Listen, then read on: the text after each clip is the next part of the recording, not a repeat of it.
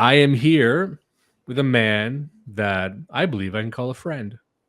This is Wilhelm Apologist, a very, very successful and popular YouTube creator and influencer. I'm just going to pull his stuff up right here. You're looking at his YouTube for those who can see. This is Wilhelm Apologist. That's at Wilhelm Apologist. I would say that I've been a fan of your videos for quite some time now. And I would say it's at the level of an inspiration. I love the style. You edit the videos yourself, you write them, and you narrate them, and they're just so fun. I would say you've captured a true Gen Z aesthetic because you are Gen Z, correct? Yeah, I love having fun. Yeah, I know. And like I find it genuinely interesting. And at this point in my life, I find very few things interesting. So I'd like to think that's high praise coming from me. So first off, I would encourage everyone to go check out his stuff. Canadian man creates a lot of very inspiring Canadian content. And so just off the bat, I'd say thank you so much for joining me today. That is a lot of pride. That's a lot of praise for a white guy who does video essays on YouTube. But thank you.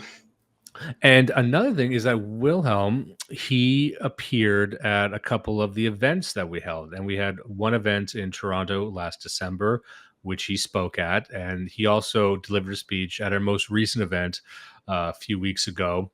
I would say your speeches were highlights of the evening, highly engaging. The crowd loves them. And he delivered them very well. And are those available anywhere? Do you have a Substack or anything like that? My first speech was on Substack. Um, I don't know. Like you can put the link in the description afterwards, but it's Salazar Fan 2007. So my first speech is there. I'm turning my second speech into a video, and that will be up sometime in September, probably before September 11th. Sometime not on. Um, Maybe on September 11th. We'll see. I don't See, have any special regard for that day. see, I love these titles here just to give people a taste. Are you a Shield Canadian or a Leaf Canadian? I've heard some guys in our space using that terminology exactly. Something about the 1960 Quebec general election. I love stuff like this. He tends to take history and make it pretty engaging, very, very kinetic editing, which we don't have a lot of in the space, especially when it comes to Canadian history and Canadian matters. Things can be kind of stuffy. So I appreciate the work he puts in and the speeches that he delivered at the events. I was engaged with them as well. And I would say that you've got a pretty strong cult following. A lot of the attendees of the events came just for him. Many people flew in, I believe, just to see Wilhelm Apologist. And I remember the first event, I wasn't too familiar with your work, but then just seeing that it's very rare to find a dedicated fan base like that. So anyway, I'm not trying to gush here, but it's I got a fan base that likes to torture me, and I got a fan base that likes to spread nasty rumors about me. So it was kind of disheartening to see a fan base that genuinely supports its creators like that.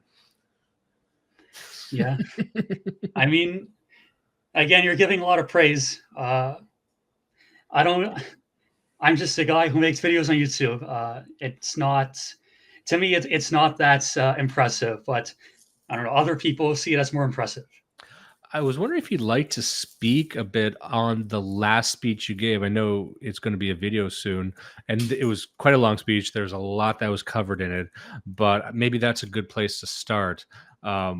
What inspired you to write that speech? You could give us a quick summary of what you were talking about. I fucking hate this government.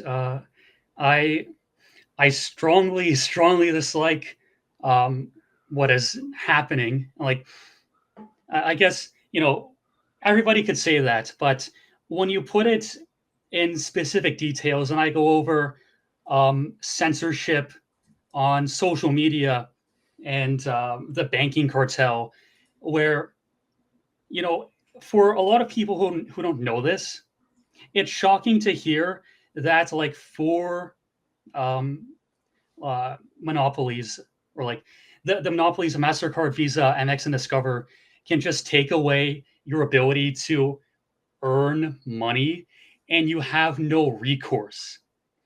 Um, It's and worse in Canada than it is the US. If because I remember I even read your speech before I delivered it, and I think it's way worse in Canada because people hear about debanking in the US all the time, but there's really only a handful of banks up here, and they all work in concert. yeah, but like most of the debanking happens to Americans, so that is at least that is where it happens the most, and that is where uh, I draw most of my information in the speech. Uh, of course, it's a thing in Canada, and I also cover in the speech how the court system is biased and unjust, uh, and I go over a couple cases like that lady in Edmonton or Calgary in 2015 who got assaulted by a Siberian American, and the Siberian American got let off the hook. And um, it's I'm just learning about this now, but there's like a clause in, and I believe it is the Canadian Charter, where it's specifically allows the government to discriminate against white people. Um,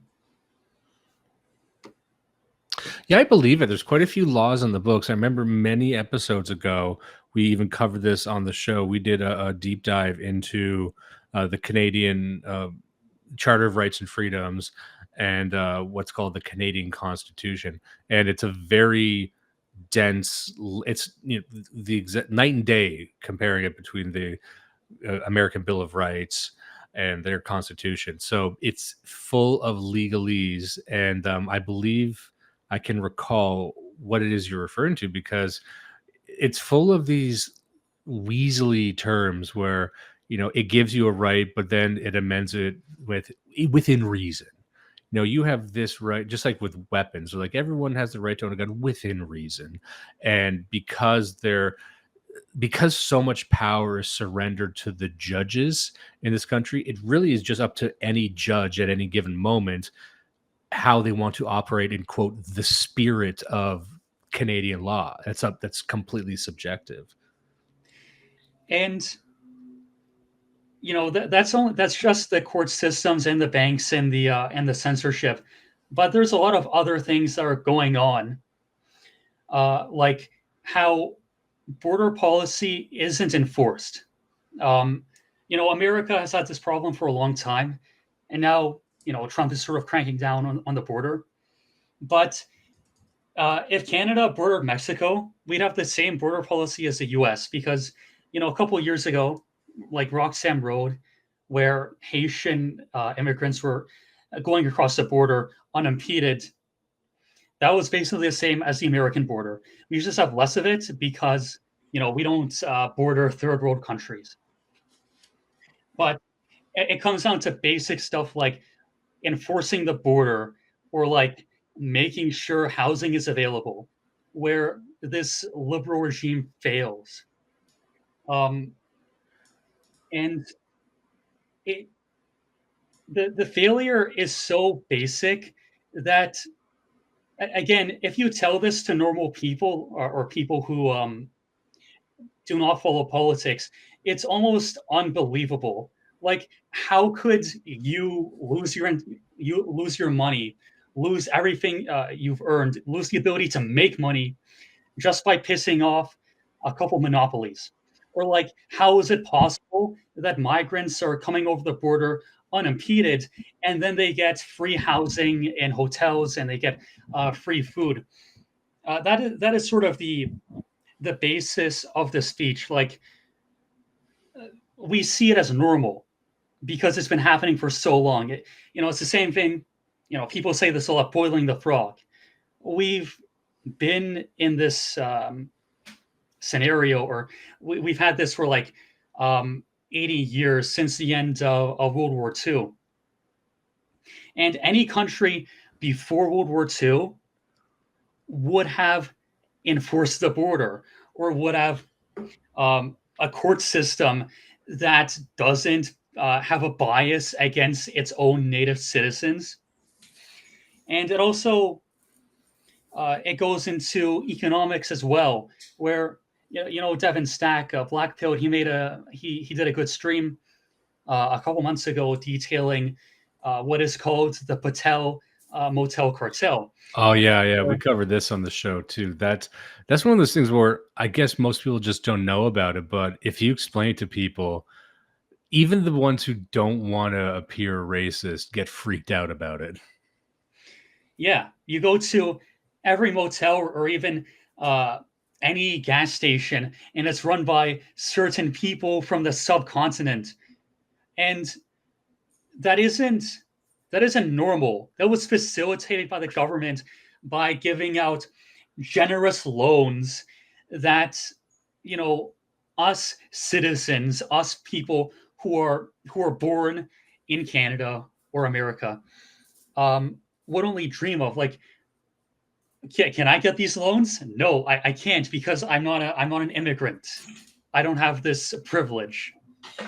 Yeah, and also, white people in Canada are not allowed to collectivize, and I think that's what you were referring to with the Canadian Charter of Rights and Freedoms. Because the way the Patel Hotel Cartel works, it's actually very interesting. Is a lot of it what you notice with a lot of these ethnicities, China's like this too, is you'll find that these dynastic families and also organized crime work hand in glove with the government. So what happens is a lot of these Indian banks give loans to these Indians to come over. And how is that? How can you do that? Why is that allowed? Well, because the American government isn't dealing with Indians arguing for their rights. They're dealing with a foreign bank. They're dealing with owners of immense capital. So, because they have this financial ethnic representation, they can actually make an argument to the government more than you or I could, because we're not allowed to have our own bank. We're not allowed to collectivize like that. And then once they get the loans and the bank, which is also working hand in glove with the government, gets them a foothold there. Then they start their own banks here. Then they have an entire ethnic enclave set up, and they just spread out from. That's literally how it happened. That's how it happened on the West Coast with a lot of the Chinese immigrants too. It's a fucking templated option that keeps occurring. I make this point in my speech that um, North Korea is better because they at least care about their nation. Kim Jong Un cares about the Korean nation. This would not be allowed in any serious country. Um, and that's you're when talking about the hotel cartel, that is only one aspect of how we're being screwed economically.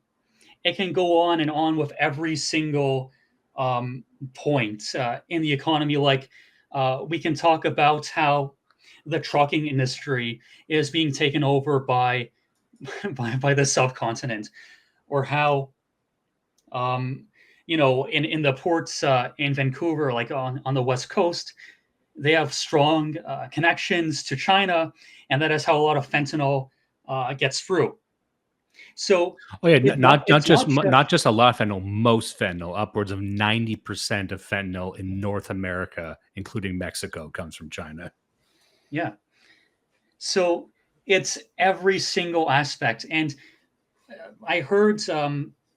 I'm sure you've heard this too, or you've seen this. No, it's not a study, but like a report that says that young men who didn't go to college have the same rate of unemployment as young men who did. So going to college doesn't affect your employability. And you know what's frustrating is that people say, well, live should say that people don't want to work.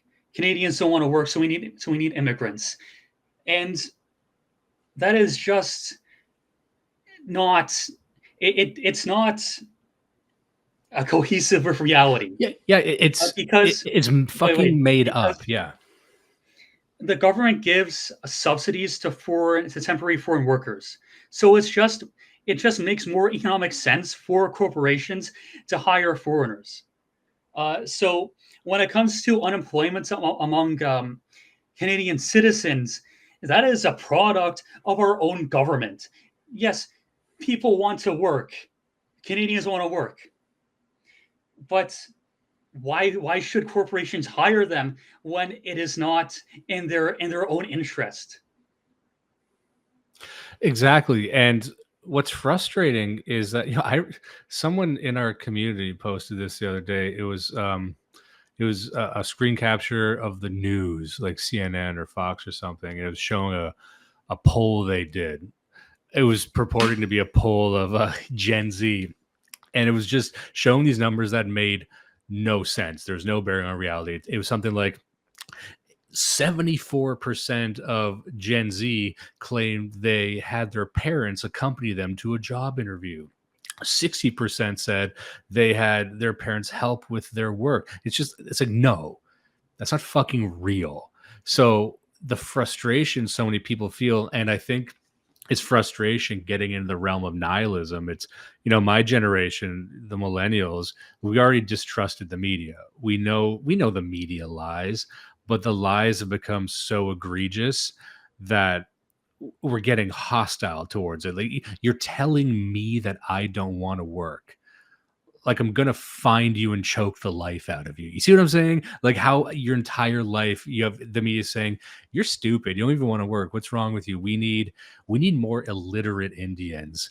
And it's like, okay, so like you're making up numbers, you're making up stories, and there's gonna be a certain point where people fucking snap because it's like you had said, it's completely incoherent. You're not even trying to make a sensible lie anymore. You know that I am a young man, and I'm glad you mentioned nihilism because, again, this is another point I'm making in the speech. When you go over every single point, um, every institution, every apparatus in in this society, uh, all of it is being used to beat us to death. Uh, and to put it very simply, the system does not work for me. It does not work for anyone like me. Uh, I have no, there's no investment. I, yeah, I am a nihilist. I believe that this system has to be replaced in totality. Like when it comes to the cartels and like the growing influence of the cartels and like the forming these new gangs in the United Kingdom, nobody wants this. Nobody wants uh, the UK to accept these small boats filled with supposedly asylum seekers who then enter the country and live in hotels without any rent, basically for free. And not a single member of parliament, and the UK has something like 657 members of parliament. Uh, Not a single member and not a single party will lift a finger to do anything about this.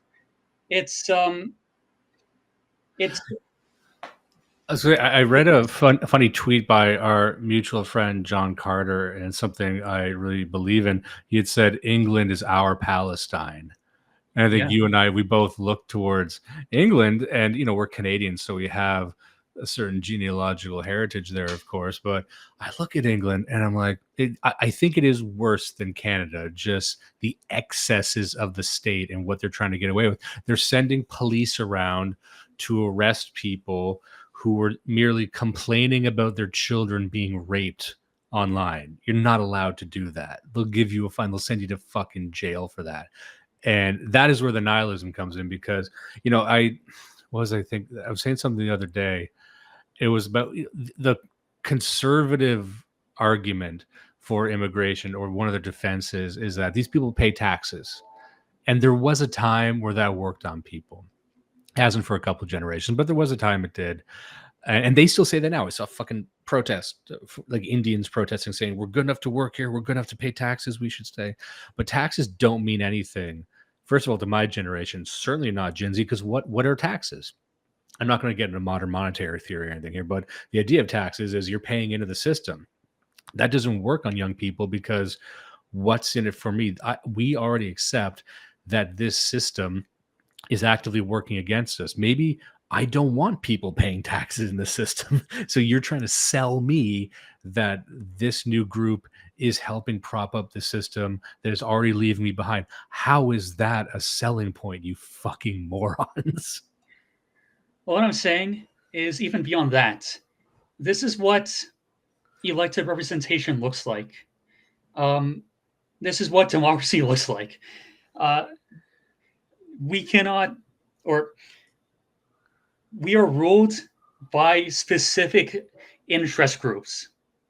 Like in Belgium, because of how Belgium works, there is often not an active ruling party. Like there is no government. Um, but Belgium elects a right wing party. They can elect a left wing party, and no matter if there is a left wing party or if there's no government or if there's a right wing party, they will always get immigration. And so what I'm trying to say about like no member of parliament will lift a finger to do anything about this, it's like voting doesn't work. And I've made this point a lot in my videos. So this is why I'm trying to put an emphasis on this. In the past, I used to support or be a shill for the PPC. But I've but like over the course of 2025, I've just become completely disenchanted with any notion that voting can change things, because every government in the West has hundreds of members of their National Assembly, and again, no party and no member can or will do anything about this. If I could give one piece of evidence to your larger argument here, we probably won't get to talk on this in the show, but I'm sure you've heard of this. I'm throwing it up on the screen now. We're looking at the BBC.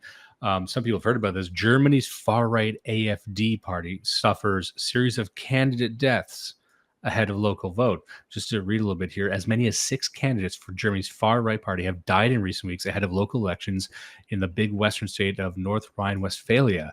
Police have made it clear there's no evidence of foul play, but it means that new ballots will have to be printed. So really just what I wanted to, everyone is a Twitter with the implications of this. Like, what are the odds that 6 candidates from this one party would mysteriously die? Everyone is assuming it's assassinations. Of course, foul play is most likely involved. If it was a suicide, you would call it a fucking suicide, wouldn't you? You'd love to report that, but it wasn't. So a lot of people are using this as one piece of evidence to what you were saying. Like, they did everything right. They made a political party and they're very popular. They did every legal, difficult thing you could do. And then they just decided to start killing them. Once you get too popular, it's like the end of Network. If anyone's seen that movie, that's a bit of an older movie. But yeah, at the end, if you're that inconvenient, they'll just shoot you in the fucking head. So, there's really no way to operate within that system if you represent a threat in any way to the interests of that system. Honestly, I'm going to go a bit against the grain. Okay, I don't believe there's any foul play involved, because if there was, then why would they allow new candidates to go on the ballot? Honestly, this might just be a case of odd coincidences.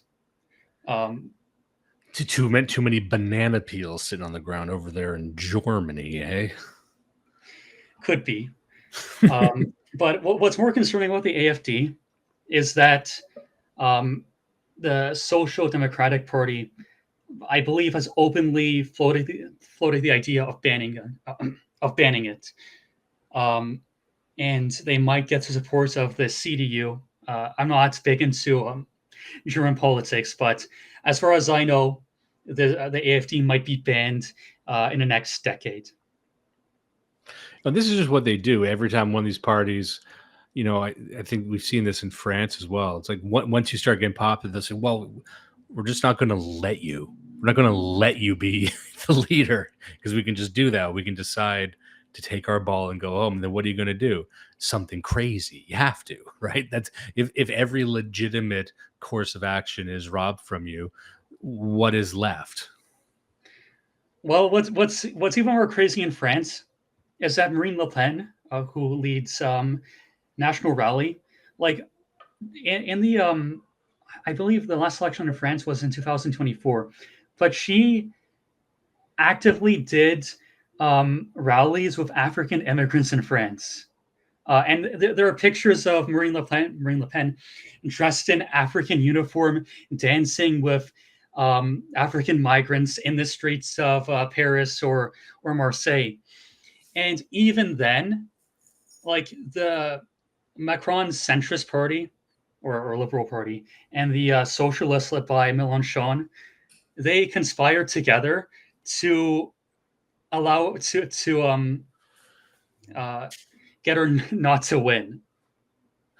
Now, So it's so, just in a lot of European countries, um, the what leftists believe is beyond the pale. But in the Anglosphere, like in the UK, the leftists are less insane. So uh, I guess you could say it's a bit worse in Europe, but I don't know. Now, I have a question. This is going to be a very broad question, but I don't want to get you into trouble here. But if we accept everything we've just been talking about, the system is broken. You cannot operate within it while threatening it. They will find ways to take the wind out of your sails. What is to be done? What ought to be done? Do you know Aaron Bushnell? Yes, yes. What was that? That name He rings a bell. was the guy who burned himself alive for Palestine. Yeah, yeah. That's where I remember that. Yeah. I only remember his name because everybody said that we would forget it in 2 weeks, and most people did, but I didn't. Uh, I'm specifically a contrarian, but you know, a lot of people uh, on the right go into violent fantasies, uh, and these violent fantasies are are like they're not productive. It's the same thing as burning yourself alive for Palestine. Like uh, that doesn't do anything. And Aaron Bushnell is forgotten because what he did is fucking stupid and did nothing for the Palestinian cause. He was in the army. If he did thousands of hours of work that would get him no attention, then maybe he could make a change. Especially because of his position in the army. And what we should do uh, is this work is work that isn't glamorous, that doesn't get attention, but that builds a national community that uh, you know isn't violent. Because why should we? We can't fight against the government because they have F-35s and Leopard tanks. But can you hear people you talking in the background? No, no, you're fine. Okay, okay.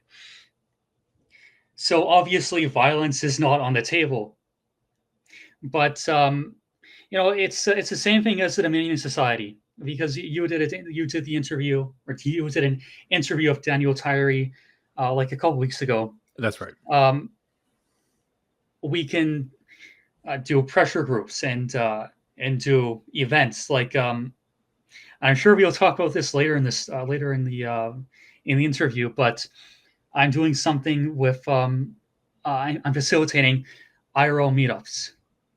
And it is this constant work that will take maybe thousands of hours. That that is the way forward, because what else can you do? Burn yourself alive? Why can you form a militia? Like, obviously not. So One thing I like to remind people just on that note is that a lot of people get inspired by these very sensationalist acts like Aaron Bushnell reminds them of something they saw from the mid or early 20th century. They think of, Tibetan monk lighting himself on fire or some grand gesture or sacrifice, but sort of like Mishima, like, does that have any real impact, or is that just something that you are into, or is that very self-serving?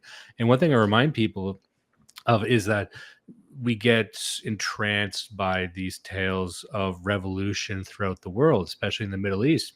And you see these masses of people rising up. And I would say that it's actually easier to do something like that in other parts of the world because, to put it simply, most of those people are very stupid. It's actually pretty easy to rile stupid people up, to coordinate them to go into one direction and, have them working in concert to threaten them. That sort of collectivist politics is much easier over there, or to trigger a riot. I find that in the West, in Europe, and in Canada especially, you're dealing the type of person you're dealing with isn't easy to whip up into a murderous frenzy, for better or worse. Some people wish that they could, but I think it's that not only is that their European character, in Canada it's the Anglo and Franco stock, but it's also intelligence. And it's also sort of the liberal mindset, and people don't want to, sacrifice themselves if they have a family. There's all kinds of things like that. But I'm like, you don't contrast everything you're doing and weight it against these other populist revolutions you see around the globe that seem so, vibrant and victorious, because it is just a bunch of retards frothing at the mouth. And we can't do that here. You need to be more tactical, you need to be more strategic, and far more careful about how you're coordinating people. It's harder to do it, but the stock that you're dealing with will be of higher quality. It takes longer than you're probably hoping. Well, yeah, it didn't start out that way. Uh, if you look at European countries before World War II, there's a very strong sense of self-conception, um, and that has been beaten out of us through basically the CIA, basically CIA meddling in our culture.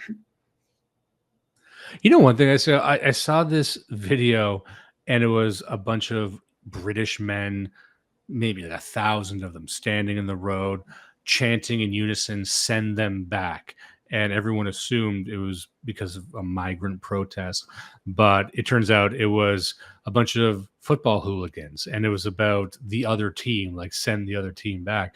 But it makes you think, like, when it comes to football, they can do all this stuff. They can wear this. These are regular people with jobs and families, but they put on the uniform, they put on their colors, and they can take up space in the streets and be intimidating and make threats and just organically come up with a chant. And look at what they can do when it comes to that sport. But I'm like, imagine what you could do if you could gather that energy and direct it in the direction of, I don't know, all the rape gangs. You know what I mean? Yeah. So, which is to say, there's something still there. There has to be something there. And like in Canada, when we saw the trucker protest, or what you're seeing now in Australia with those anti-migrant protests, and they are anti-migrant protests.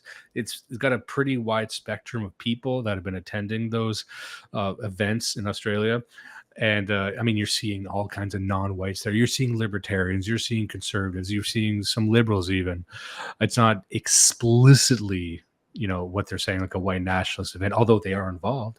But there's something there that coordinated hundreds of thousands of people, just like the trucker protest. Something was able to coalesce all these divergent groups into one direction, and it wasn't an op, it wasn't a billionaire doing it. It's just the people kind of did it themselves. So I look at that, I'm like, there's still something there that we can tap into.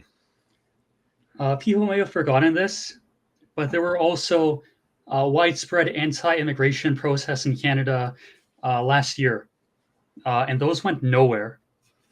So uh, when it comes to riling up a crowd, um, I don't think that's useful.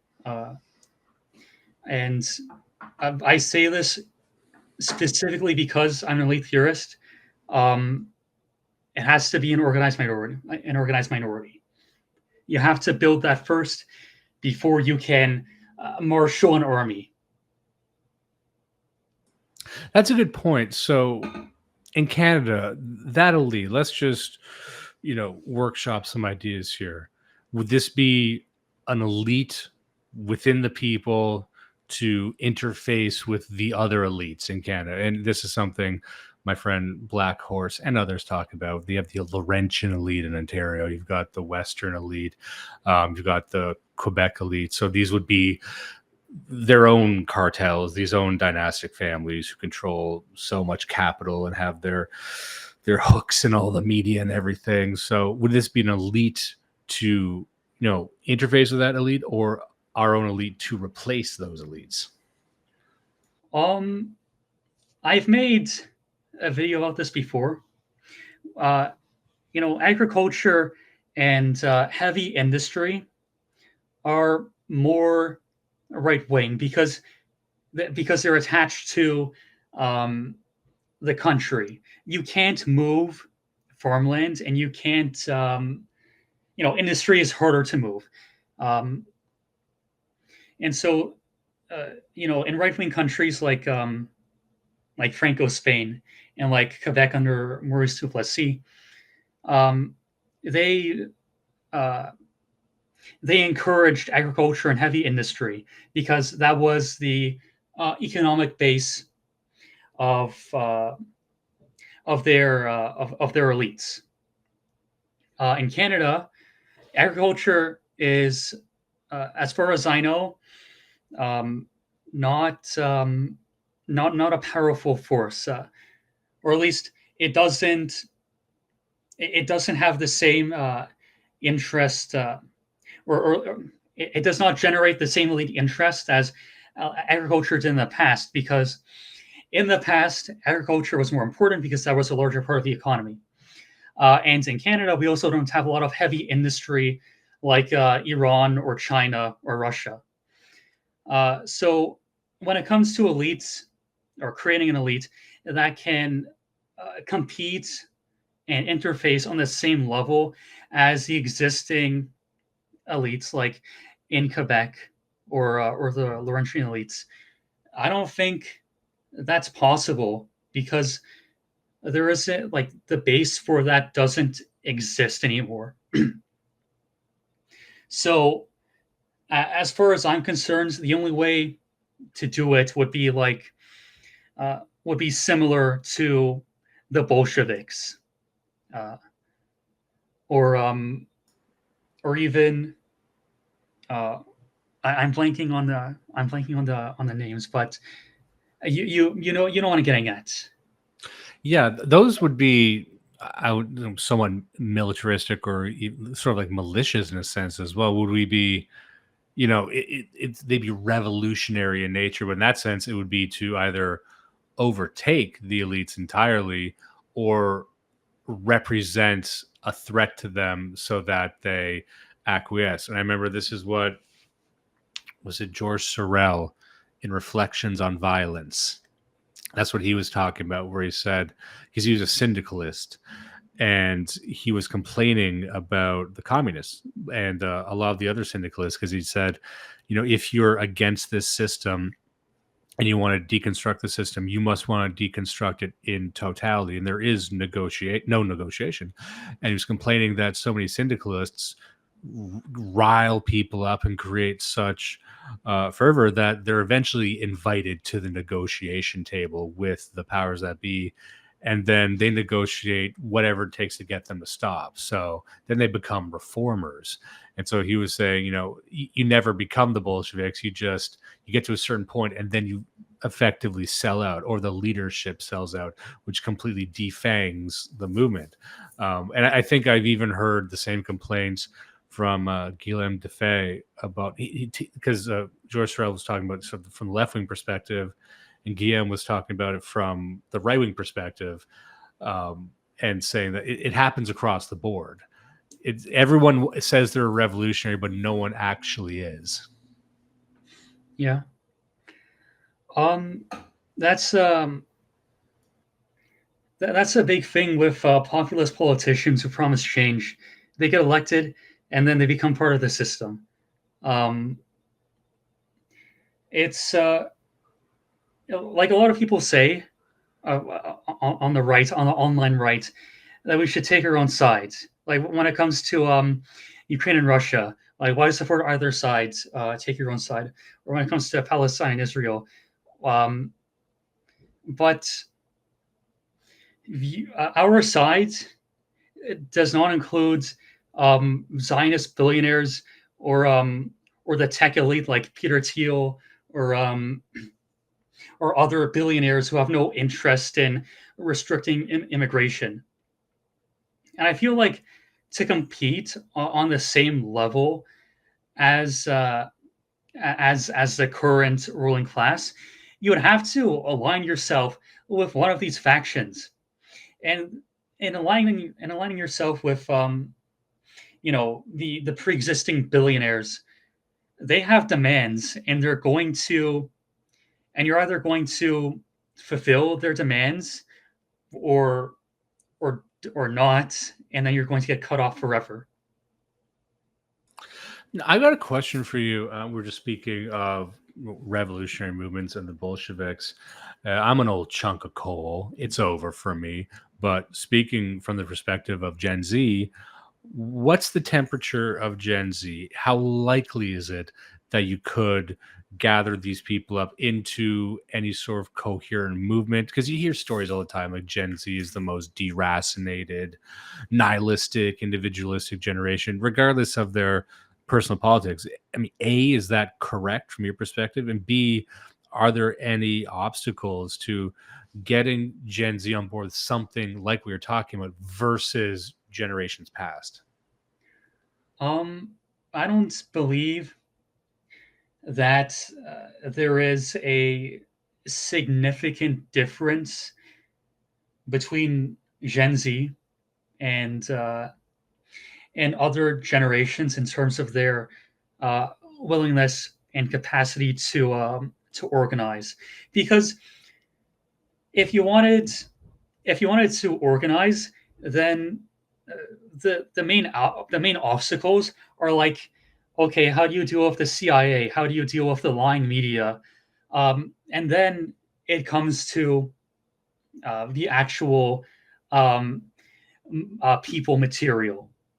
And uh, I don't believe that Gen Z is any more radical. And okay, they are more deracinated. Like Gen Z doesn't know their own history. They are ignorant of many things. Um, so, but that also makes them more of a blank canvas. Like if you did manage to convert one to I don't know, ultra monarchism, uh, I believe that they would. And I've seen this with, I guess, many of my own fans that they take up the belief sincerely. So um, I think with uh, my thinking on the like psychology like this is different compared to a lot of people on the right, where I see psychology like the group psychology of uh, specific generations as not being very important. What is important is the tactics and organization that you have. Do you think there's any advantages that Gen Z might have for organizing? Because one might consider, I know this, maybe this is what we're going to get into right now because we can segue right into it about your IRL meetup group. Because you did run, you started, launched this IRL meetup group called MGE Brothers. I think this was done fairly recently. And first of all, would you say that most of the people in there are also Gen Z? And second of all, is that sort of the goal here to try and thrust Gen Z out of? I would say this to millennials as well, out of the online realm where they're most comfortable, where they're most used to discussing these sort of things, and just getting them in rooms together. Is that sort of the goal there? Um, I don't know uh, the age demographics of my own server, but I guess they would be more younger, or they would be younger. I don't know if they're all Gen Z or if they're more millennials. I can't know. Um, but the purpose is not getting people uh, outside. I mean, that's a benefit, but the most basic form of political organization is knowing other people. And I guess almost by definition, an organization implies that there are other people in the organization. You can't build something by yourself, or like you can't build an organization or political party by yourself. So one of the problems we have, and this is a pretty big problem, is that we don't know each other.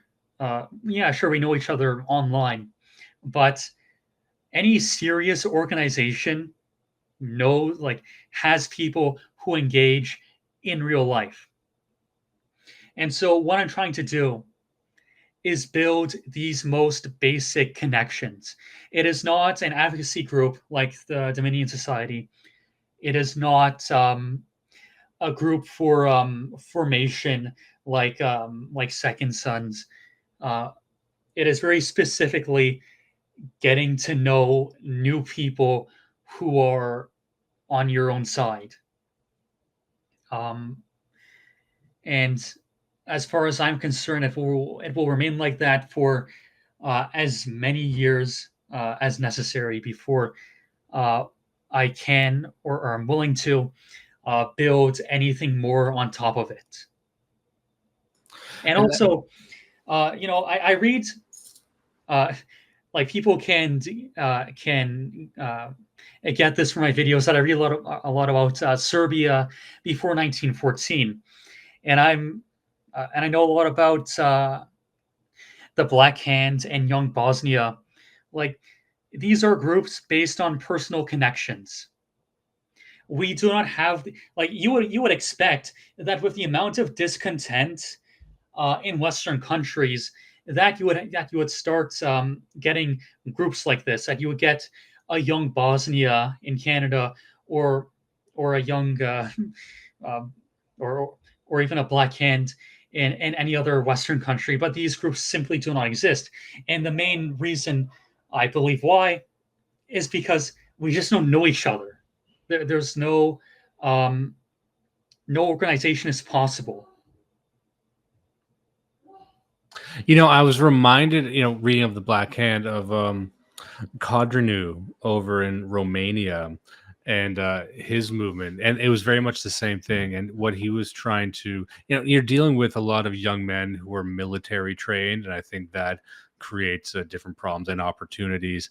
But it was all these young men. He created the nest system where he said it was kind of like the active club system, I suppose, because they're like, okay, we're going to start these cells, and the cells need to be regionally locked. Like it's almost like starting a gang, but it really was like a political religious group. They're intensely Christian, but also intensely fascist, and it was the marriage of those two things. But he was saying like, so many people in our space start saying, let's build an army, let's get everyone together, let's the first thing you do is make a new flag. The first thing you do is try and get a charismatic leader, but that's not how most of this stuff is run. That's not even how the American revolutions operated. It was all these crews and groups, oftentimes of neighbors or friends or family that were in a town or a village. And these were people that knew each other and could trust each other. And that was the foundation of all this other stuff. And from there, they could take political action. But it wasn't just like a bunch of strangers that come into a room and say we're soldiers now. But what does that mean? It's very, you watch too many movies and you start thinking that. But the baseline of everything was trust and relationships, and also something of a martial element in their case, which these guys knew how to fight and follow orders and fall in line already. And then they also had their faith. But yeah, I just see so many political groups who've gone about it backwards. But I think this is essential to anything you want to do, even if it's not political. And we talk about this show on the show all the time. Like, you really just need to start with people in rooms forming bonds. And it sounds, like a stock answer. There's a lot of people out there right now. We're talking about, you need fraternal organizations, and it's kind of just a thing you say, but really though, that is what you need to do. And for many of us, Gen Z and millennials especially, we need to go back to the base. We need to go back to the foundation. These things might have been taken for granted by previous generations. They had stronger communities, they had stronger family bonds. Like, most of these people, have bad relationships with their families, and they don't know their neighbors, and they don't have a job. There's less of a grounding for them. So you need to build that grounding yourself, which is why I said whatever it is you want to do, it's going to take a while to get there. But that's because you have to rebuild all this shit that was taken from you across multiple generations. Yeah. It's I guess I can say something about Zoomers specifically, where you do not have these connections. Um, and so I guess returning back to an earlier point, it would be more hard to organize something uh, with Zoomers specifically because, yeah, this is the most deracinated generation. Um, we do know the least people among any other generation. Uh, and that is just something that has to be overcome. Uh, I don't know. What You have anything what else? what what are your thoughts on mixed gender meetups? Because I know, I had some dealings and still do with the basket weavers, and I've spoken to other groups, and the opinion is divided on whether to allow women to be present. Even at the event that we had a few weeks ago, there was a few women who were scheduled to be there, and I've always been open to it. But then some people didn't want that at all. They just wanted a boys' weekend. And so it ended up happening that the women couldn't come at all. But what are your feelings on this group being, allowing women to participate? First of all, I have to say that yeah, before I answer the question, MGE Brothers is specific to Canada. So if you want to join and you're from America or any other country, that's not allowed. Um, but when it comes to organizing on this most basic level of meeting other people, and you can't even call it organizing because there isn't like anything else going on there besides like talking and maybe doing some activities. Sure, like women can come because that like this isn't a martial organization. Like when it comes to organizing a more serious political party or organizing a political movement that has actual real stakes at hand, then you're getting into more serious, almost military style organization where there is a hierarchy, where specific people have power. But when it comes to this, where it's just people meeting up, I mean, why not allow women to come? And moreover, we have a problem with relationships in real life being formed. There's a serious problem with the birth rate. So, I've heard that from basket weaving, some relationships are formed, some marriages are formed. That would be uh, good for the nation if you know if from these very low stakes meetups that's some relationships are formed, and hopefully we have more children for the Aryan race. Now, I know we got to wrap it up fairly soon, but I had a couple other questions I wanted to ask you. Um, I had a Hold question. on, I want to tell someone to be quiet, so I'll be Okay, back go in a ahead. second.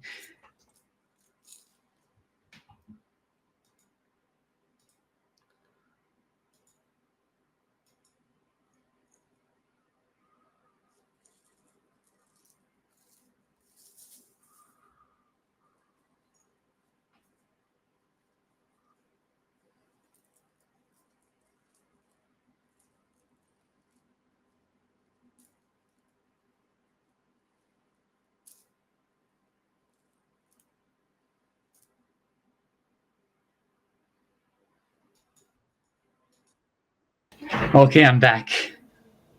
Hey, how's it going? Just to circle back to something you mentioned before, we were talking about the failures of democracy, and this is going to be another big question. What would your ideal form of government be?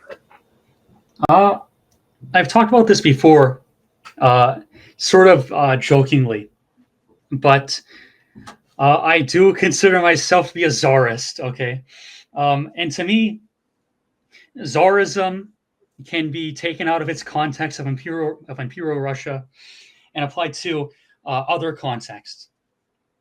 Like it doesn't necessarily need to be orthodox. It doesn't necessarily uh, needs to be in favor of the Russian nation.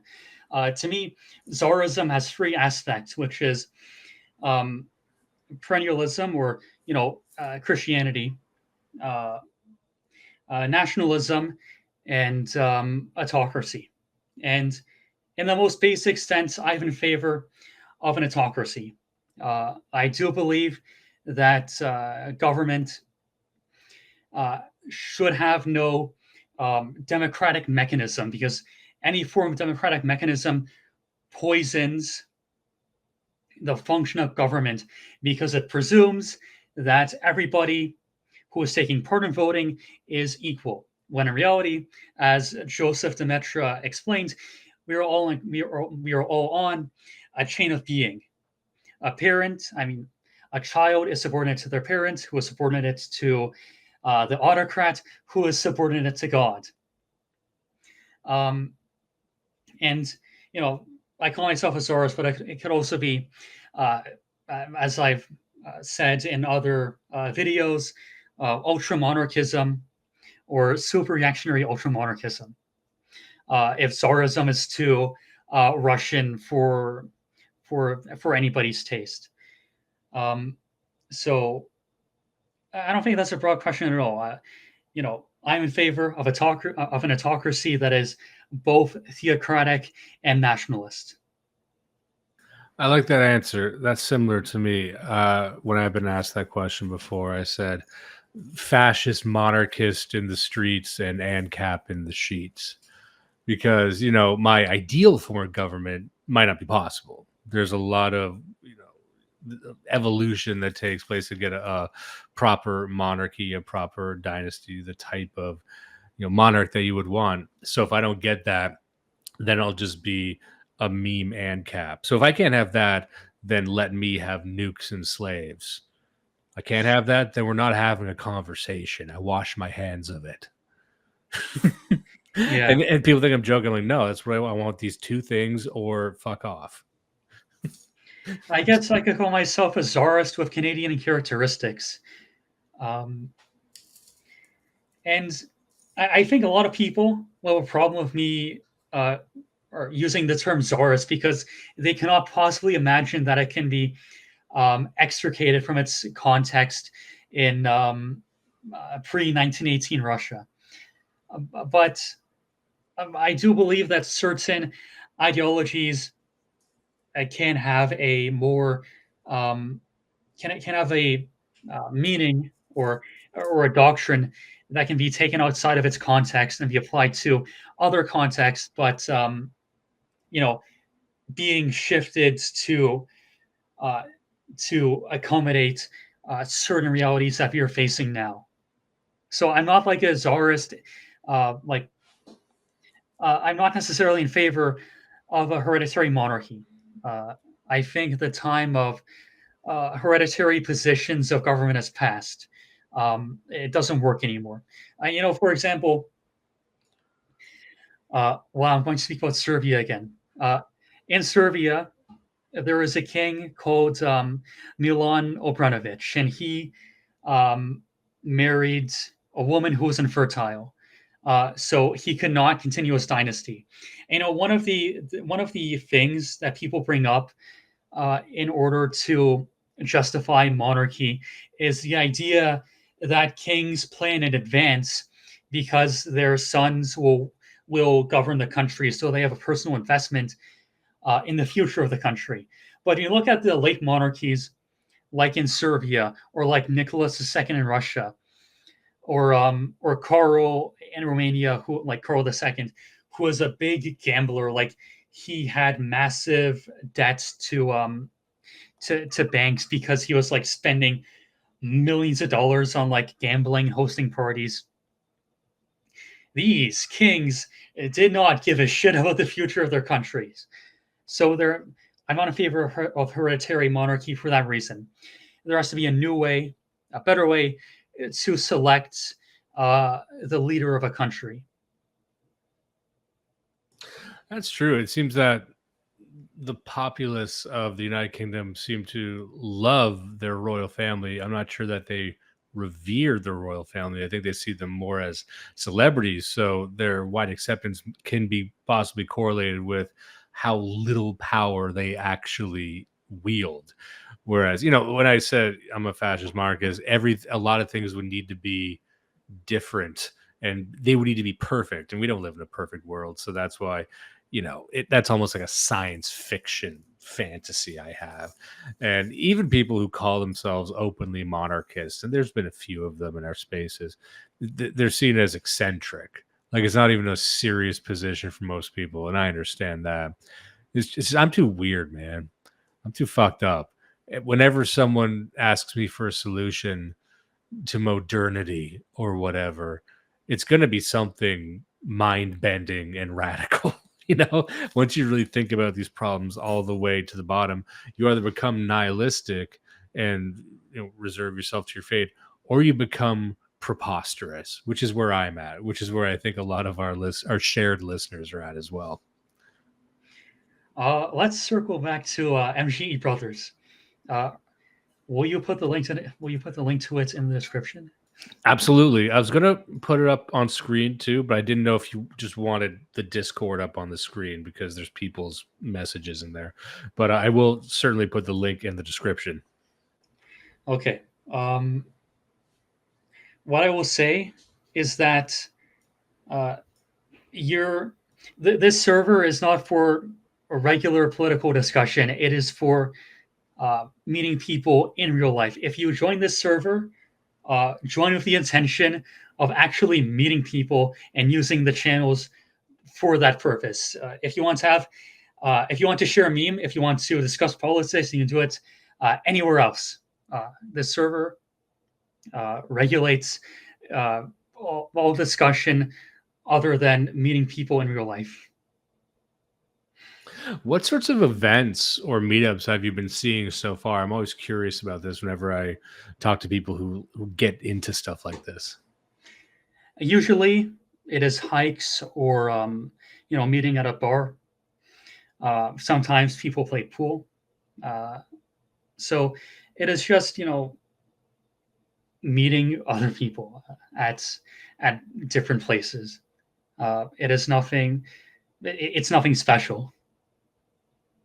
It'd be so funny if people got into it with the wrong idea and they're like, they go to the meetup group and they're just trying to organize LAN parties. They're just trying to get people in a room with their desktop PCs to game. Well, that wouldn't be the worst thing.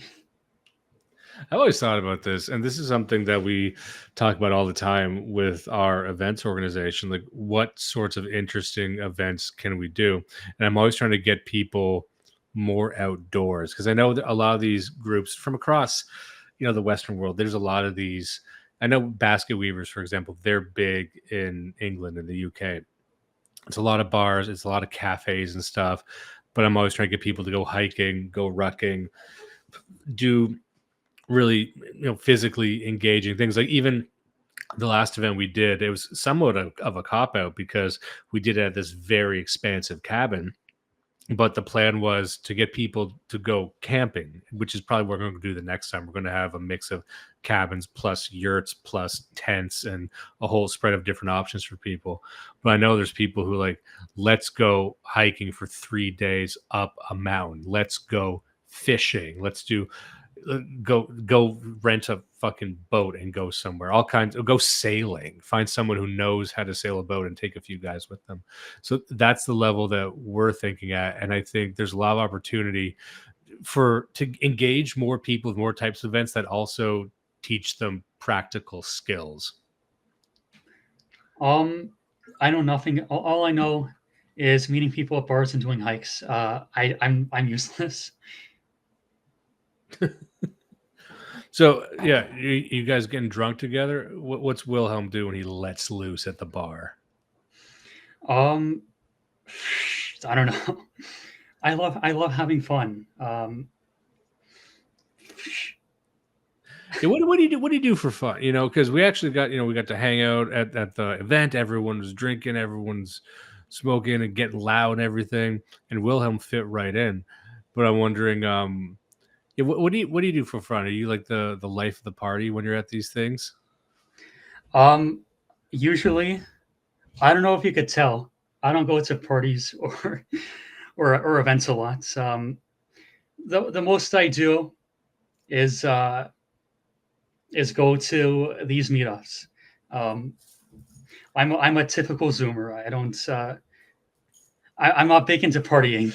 Well, do So Zoomers drink? Because I keep hearing that Zoomers aren't into getting drunk and or even drinking casually. What's your read on that?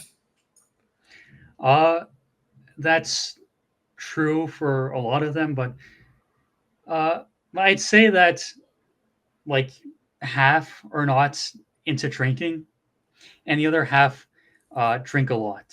So it is you get two extremes. Yeah, every millennial is half an alcoholic, and then you go back in time, and it just gets. I wonder, and I was thinking about this the other day because everyone says, oh, not everyone, but you see these articles published that drinking has fallen off with as the generations have gone on. But I wonder how much of it was just devoured by weed. You know what I mean? Like how many people might have been drinkers, but they just switched over to weed because it's legal in Canada and maybe they just want to party, which makes society less interesting because I'd rather have a drunk society than a high society. Um, I have no thoughts about this. I Uh, think things get done when you're drunk. I think if everyone was drunk, we might not be in the situation we're in right now. I think Canada has the character to support that. We're a pretty big drinking society compared to maybe even in America, and so's England. I mean, everyone's drinking massive frosty mugs of beer all the fucking time. But I think if we spent 2 years and everyone was drunk, I think we would come out the other end, take a couple days to recuperate. We'd find a lot of these problems are just gone. yeah, are you saying the Lipschitz don't drink a lot? They might, but it's whether or not they can outfight us when they're drunk. Like we're gonna wake up and there's just a lot of holes in the ground and we don't know how they got there. And everyone uses crypto. A lot of decisions were made, and certain industries don't exist anymore. And then we just don't talk about it. We don't look at our phones. We delete our text messages, get new phones after it's over, and then no fuss, no muss.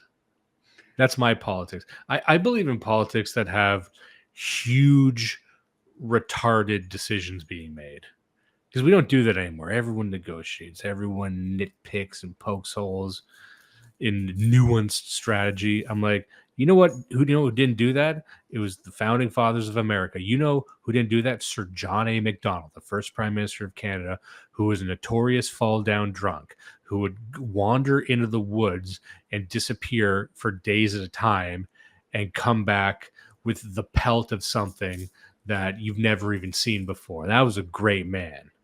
So that was back when people did things in this country. Yeah, we don't do great things anymore. We should have massive infrastructure projects like having high-speed rail between Quebec City and Windsor.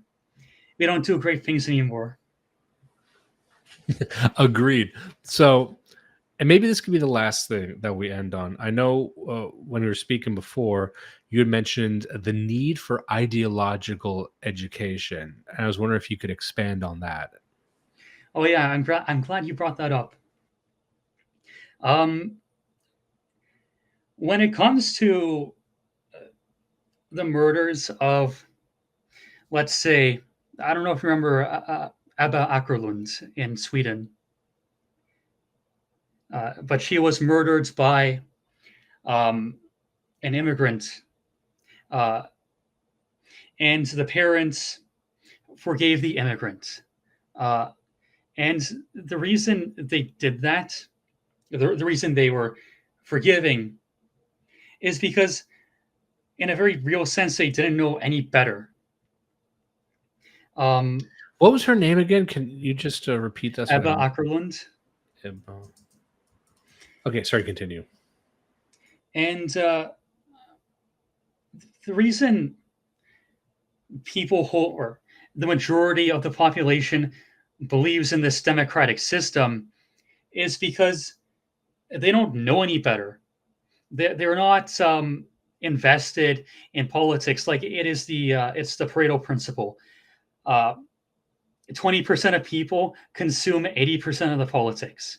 For the other 80%, they don't give a shit. Um, and so, but let's say if you went to every single person, and you, like at the beginning of this interview, we told them about the economics and the, like, how they're being screwed over economically, and how the courts are unjust and how there's censorship. And if they really understood how unjust this system is, then there would be a lot more angry people. But again, they just don't engage. Um, it is like having the tool sets to understand the world. We use tools like a hammer and a sickle to do stuff in real life, but we also need mental tools. Like nobody is born with the capability to do long division. You have to learn that. You have to learn how to be an engineer. In the same way, you also need to learn how to think. Ideology is a worldview. It's a way to see the world. It's a way to understand and comprehend the world. And if for all your life you've been told to do land acknowledgements, if you've been told to I don't know, check your privilege, or believe in the civic process of democracy, that is your tool set, and it is a fucking awful tool set. Because for let's look at it from our perspective. An immigrant goes through the European Union, like goes through Turkey in a caravan, then crosses the border into Bulgaria, then Romania, then Germany, and somehow ends up in Sweden. This person shouldn't even be there, but they are. And when they are there, they commit crimes. That is, the way that we see it. But how a Lifshitz sees it is like, well, there are terrible things going on in the rest of the world. There's a Syrian civil war. There are refugees, and they go through these countries seeking safety. And the reason they commit crimes is because of their upbringing. Humans are not violent by nature. That is something that is imposed on them through for their own socioeconomic conditions. And there would be a lot more political. There would be a lot more willingness to do a dissident political organizing if people had our tool set instead of the awful tool set that they were given by this regime. So education is important. I made this point in another video that, Gavrilo Princip, the anarchist who shot Franz Ferdinand, he had, or he read more than a lot of people read today. Like he was well educated. He became he became dedicated to the national cause of Serbia simply for reading. And we should encourage reading. We should encourage the development of a specific coherent worldview. Moreover, Zoomers have the what's it called? The not the epithet, but what's the word I'm looking for? The reputation of switching from one extreme ideology to another. And the reason they do that is because they look at things online that they like the Tsarist aesthetic. I like that. I'll become a monarchist. Or like the aesthetic of communism. I like that. But they never do any reading, and so they're easily swayed by the different aesthetics or vibes or emotions of different movements. But if there was any serious education, any serious formation of a worldview, then they would be uh, a lot more committed to any specific ideology. So ideally, where would this education happen? Because currently it's happening in online spaces. I would say that our side of the political spectrum probably reads the most. We like to joke around that no one reads over here, but really, I can't think. No, that's not true. I was going to say I can't think of any successful leftist publishers, but there's quite a few successful leftist publishers. I'm happy I didn't say that, but we do have quite a few highly successful right-wing publishers as well, and reading is pretty popular on this side. But in a perfect world, I don't know if we would call it indoctrination, but would you have more exposure to more types of, because the thing about people on our side is we actually do have exposure to different types of ideologies. It's not just that we were indoctrinated into right-wing thinking. I would say that most people on the far right have a better grasp of leftist ideology than even most leftists, and a better grasp of most more anarchist ideologies. So they kind of embrace all of it, and that gets us into trouble sometimes, and we get all kinds of kooky ideas. But in a perfect world, would we have a wide spread of ideological indoctrination, or would it be more narrow? We already have an awesome canon of thinkers like Avila and Carlyle, and the elite theorists like Mosca and Pareto and Michel and Schmidt. Like these are everything that we need has already been written. I'm a traditionalist. I'm a what's it called? A perennialist. We already have ancient knowledge. It is just a matter of teaching people, and you know we can do that through making videos like I do, or doing live streams, or simply encouraging people to read on their own time. Um, People often ask. Uh, I think every political content creator gets asked, "What's your reading list? What books do you recommend?" And the answer should always be, if they don't know where to start, start them with the basics. Start them with, you know, Anima Parvini or Academic Agent made two great books, The Populist Illusion and The Prophets of Doom. These are like primers for right wing ideology. So, everything that we're already doing is great. Um, and I would only say that it should be insisted upon more. If that answers your question. No, it does. Absolutely answers it. And that actually brings us to a close because I do need to get going right now. We went over the allotted time, which is good because I've greatly enjoyed speaking with you. And so, what is the best? Should we before we forget, for people who don't check the description, because most people don't check the description, the best way to get into the group, is there a Discord link? Do people need to go through Discord? I don't assume there's a main website for it yet, but it's closed off. You need to apply to get into it, correct? Yeah, there is some Perfect. betting. Of course. So it's called, what was it? The MDG group? MGE Brothers. And by the MG. way, And MGE by the way, stands for My Gaming Edge. yeah, I was about to ask what is over My Gaming Edge. It is okay. Do you know Team Purchase 2? Yes. There was a meme that was popular a couple years ago.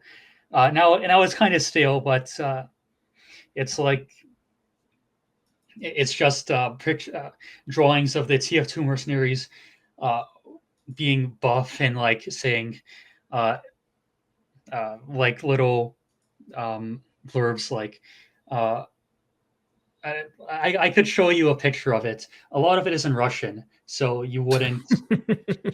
Uh, I don't I know if I love can the send you a picture right explanation of now. this meme. I don't know if you look up uh, like if you can look up quickly Ukrainian MGE on Google, that should give you some images. But the reason it's named that is much the same reason why basset weaving is named basset weaving. Um, it's because it's like a nonsense term that that it gives the same level of seriousness as this organization itself, which is not very serious. It is for meeting people. It's on an advocacy group, so that's why I named it MGE, and also because I like TF2. Yeah, that factors into a lot of your videos, doesn't it, as well? I believe that's the image you have right there. That's from TF2, right? Your Yeah, avatar there. Yeah. All I right. like TF2. Is that your favorite? Is that the game you're playing right now? Because I've been on about Helldivers 2 a lot recently. I've been playing TF2 for basically all my life. Uh, so So that's the what you don't play any other game. That's just the one. basically, Damn. But I mean, it's popular. Right? There are people who do that. Like there's been people playing World of Warcraft for like what 15 years by this point. So I guess it shouldn't be that surprising. You could pick a worse game. yeah. You could be one of I these could play speedrunners that RuneScape. plays like a fucking weird old PS1 game obsessively. Yeah, I could play League of Legends or RuneScape, which are much worse. Yeah, RuneScape doesn't even fucking seem fun. I remember playing RuneScape when I had a friend who played RuneScape and I would just kind of watch him play it for a bit. And I'm like, man, I can't wait to see what games are like in the future. And it turns out some people just never stop playing RuneScape and the original RuneScape too. And I'm like, it doesn't seem like an enjoyable time even. And I knew some guys who were into League of Legends when I was in college, and yeah, I just wasn't about it. I didn't get that one. But also, like TF2. when I see people playing like fucking the Counter Strike or shit, like or whatever the new Battlefield is, it seems like everyone's on meth. Everyone's trying to find a glitch. Everyone's trying to do like tricks, and you can't even. It's very difficult to even watch it because it's so fast and kinetic. And then it just seems like no one's having fun. Everyone's just losing their mind, and they're taking pills to win. Is that in competitive? Because like when a game is that old, you know, it comes down to exploiting certain movement mechanics. Yeah, man, I play fucking first person shooter single player games. That's my bag. I haven't played any competitive. I never really even played a competitive game. The last time I did that would have been the original Halo, and that's it.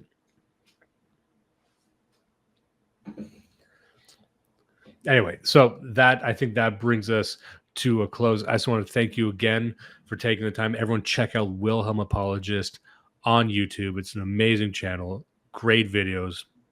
And there's a great many fans in our audience who are happy that we're going to be talking. So, any last plugs you'd like to make, or anything that we might have missed? No, I don't think so. All right, perfect. I'm going to let you go. And thanks again, and I'll see you all next time. Do not let the rapists win. Listen and love Blood Satellite.